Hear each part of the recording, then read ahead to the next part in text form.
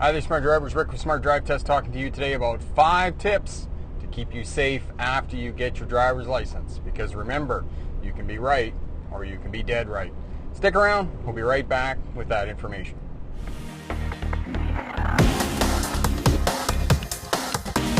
Space management. Tip number 1, staying safe after you get your driver's license. Social driving is going to get you to stay close to other traffic. It's going to get you closer to fixed objects along the roadway, and that puts you in danger. You can always control the space in front of your vehicle. For your following distance, you want to maintain a 2 to 3 second following distance in a passenger vehicle. If you're driving a bigger vehicle, if you pull a trailer or graduate to an RV unit or something like that, you probably want to go 4 or 5 seconds.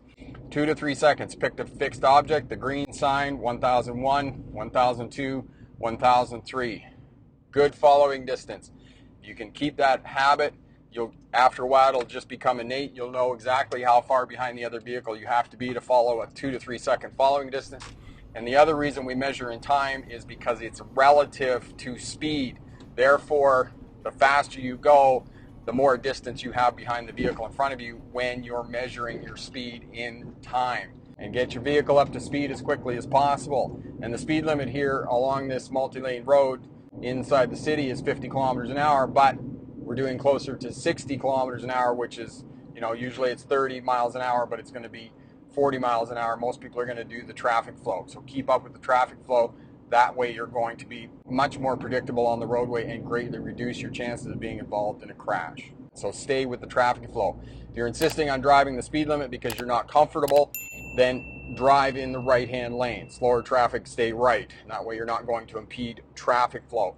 As well, when you get out on the highway, make sure that you drive between the clusters of vehicles because for whatever reason, motorists like driving together, which is not your safest option when you're driving. You want to be the lone wolf. You want to be by yourself. You want to have lots of space around your vehicle. So right-hand turn here, we're shoulder checking. We're making sure that there's no cyclists or people on scooters or motorcycles or those types of things. Again, seeing the tires of the vehicle in front of us, making clear contact with the pavement, especially when you're in a queue and the traffic is moving slowly. Never get closer than that, because if you get closer than that and you get distracted, especially in slow-moving traffic, rush hour, congestion, those types of things, you're going to get distracted because you're paying attention to something else or your mind wanders. Turning lanes, get right into the left turning lane as soon as it starts. Traffic is clear, we can proceed. Light has gone yellow, we're already committed, we're making the left turn. If you turn your steer tires to the left in preparation for making the turn and you're sitting there waiting, especially if you're on a highway at higher speeds and you get rear-ended, you're going to be driven into oncoming traffic and you're going to have 2 crashes instead of 1. And again, when you're stopping in traffic for stopping positions, make sure you stop back so you can see the tires of the vehicle in front of you making clear contact with the pavement. That is critical for staying safe and preventing yourself from getting rear-ended after you get your driver's license and you want to be a safe defensive driver. Stopping behind the stop line just as it rolls under the front of the vehicle. You want to stop at the stop line, because if you don't, you can see here that I'm farther back than the vehicle behind me. For left turning vehicles through the intersection, if I'm not farther back, they're going to cut the corner off and they could potentially strike the front of my vehicle, especially if it's a larger vehicle. And when we prepare to go, we move up, front steer tires on the front crosswalk line. That way we're committed to the intersection, but we're not in the intersection. We're waiting for the gap.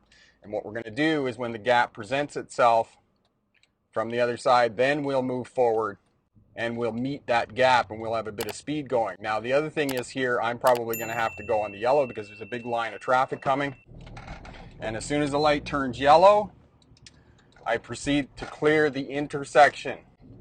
Remember, you own the intersection, so clear the intersection expediently. Make sure, double check that the traffic on the other side of the intersection has in fact come to a stop before you commit to the left-hand turn, because that's where new drivers get into trouble. As they commit to the left-hand turn, there's still a vehicle coming through on the other side and they end up in a collision. If you have a passenger on that side of the vehicle, they are the ones that are probably going to sustain the most damage because it's a T-bone crash and there's very little in the vehicle over there to protect yourself. So shoulder checking, no vehicles coming, shoulder check immediately before turning, and left lane to left lane, and then move over to the right lane. mirror signal shoulder checking, and moving over, keeping your signal on until you're completely in the other lane. And lots of times I'll get drivers saying, oh, the other driver won't let me over when I'm lane changing and whatnot. Use your signals, okay? If you don't ask, they don't know. We're not mind readers. It's like being in a relationship when you're fighting with your significant other, right? They don't know. You have to communicate with them. If you don't communicate effectively, you're not going to do well in driving. You're probably not going to do well in your relationships either. Scanning intersections, controlled and uncontrolled intersections while you're driving. And out on the highway, you want to figure out where your intersections are, because 40% of crashes occur at intersections. So you want to scan the intersection, you want to determine where other vehicles are, and you want to map out where those vehicles and road users are in relation to your vehicle. So I got yellow light up here, I'm scanning the intersection. And again, there you saw with the intersection with the vehicles coming out of the mall there, lots of activity going on. There were vehicles turning right, vehicles turning left, and it could be a bit confusing. You got to kind of figure out what's going on there. Not just a conventional intersection that's controlled or uncontrolled. It's also entrances to malls, entrances to services, and off-ramps on freeways, on-ramps with freeways. Those are all intersections. Intersection means some place that you're going to intersect with another road user or another vehicle on the roadway. So if you can locate those, figure out what's going on there, predict the traffic patterns, then you can be proactive and do what you need to do before you even get there, and that way you can continue to manage space around your vehicle and greatly reduce the chances of you being involved in a crash after you get your license. Intersection here, streets, intersection signs. Those will allow you to locate intersections. And remember, our eyes are attracted to light and movement. Most vehicles in this day and age are going to have daylight running lights, and as well they're going to be moving. So you want to locate them at intersections to make sure that you can cover the brake or come to a stop if you determine that they're not going to stop and they're going to move into your path of travel. Stopping behind the stop line, just rolls under the front of the vehicle, come to a stop, scan the intersections, four-way stop, there's no one else here, and we proceed. And we're looking far down the road. Keep your vision up as you're driving after you get your driver's license. That will allow you to interpret traffic patterns and what other people are doing. Inebriated and fatigue, those three things can affect your ability to drive safely. If you are on prescription medication or you're taking over-the-counter medication, make sure you talk to the pharmacist and figure out what effect it is going to have on you physically. If you feel the least bit off in terms of your ability to operate normally, then don't operate a motor vehicle. As well, drinking and driving, I just don't need to say enough about that, because if you're out and you start drinking, you need to call somebody to come and get you or take a cab. Remember, even if you're found not guilty in a criminal charge, because in Canada it's a criminal charge, it's a very serious charge, even your defense is going to cost you $8,000 to $12,000.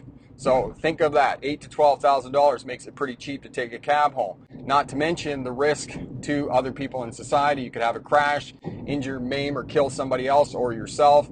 So think about all of that. And for those young people, look down in the description there and find the contract for life. It's from MAD, Mothers Against Drunk Driving.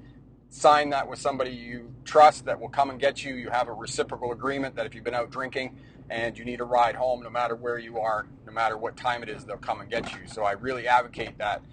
The last one is fatigue. I know that some of you are going to want to drive tired. You're going to drive overnight. You got places to be, places to get to. If you're tired, pull off in a rest area, get a few 20 minutes of sleep. Sometimes that'll help. Talk to somebody else on the phone or a passenger in the vehicle. That will help to keep you awake. Or eat something, rice cakes or carrots or something like that. All of that will help to keep you awake while you're tired. But nothing fixes tired like getting a bit of sleep. So think about that before you go out on long trips or you're driving overnight or those types of things. And I'll put a card up in the corner for you on night driving, so have a look at that as well. If you can't keep away from your phone while you're driving, put it in the trunk or something like that. And for those of you in your early 20s, remember you're facing the 4 Ds. Distracted driving, drinking, dating, and driving. And you have very little experience with those things. I know that you probably think otherwise because, for some young people, we think, we're immortal and nothing's going to happen to us. But know that you don't have the experience to deal with 2 or 3 of those things all at the same time. So if you're dating with your girlfriend and you got some drama, or your boyfriend or whatnot, and they're texting you on the phone all the time, and you're driving, and the phone is going off, and your mind is completely into what's going on with your significant other, then maybe stop and deal with that issue before you get back in the car and start driving, because that could potentially lead to a crash. And remember, one thing in your life can change the rest of your life. So don't risk it. It's just not safe. Pull into a parking lot, deal with your significant other, deal with the drama and whatnot. We know as driving authorities that new drivers are at a higher risk of being involved in a crash in the first 18 months of solo driving after they get their driver's license. So employ these skills, abilities, and techniques and greatly reduce your chances of being involved in a crash. Stick around to the end, funny bits, and remember, pick the best answer, not necessarily the right answer. Have a great day. Bye now. And again, I can't talk. Can't get that out. And again, 2 to 3 second following distance.